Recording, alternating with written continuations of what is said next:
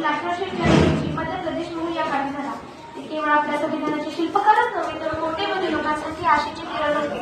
त्याबद्दल सांगताना मला या ओळी आठवतात. तू फुंकलेस नशिंग अगाध ज्ञानाच्या बळावर, तू तोडलास गुलामीच्या पायातल्या बेड्या आणि गेलास उभी नव्हे 14 अध्यायाच्या काठावर. डॉक्टर बाबासाहेब आंबेडकरांचं पुस्तकावर खूप प्रेम होतं.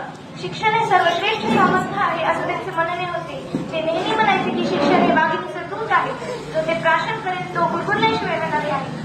खरोखरच काही माणसं जन्मात मोठी असतात तर काही मोठा पण लागला जातो, तर काही माणसं स्वकर्तृत्वावर मोठी होतात. पण डॉक्टर बाबासाहेब मोठेपणासाठी अख्खा समाज लढत असतो. त्यांनी आपल्याला जगण्याची नवी दिशा दाखवली.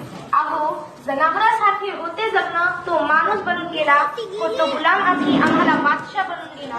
त्यांनी आपल्या जीवनामधील 3 महत्वाचे मंत्र दिलेले आहेत. शिका, संघटित व्हा व संघर्ष करा.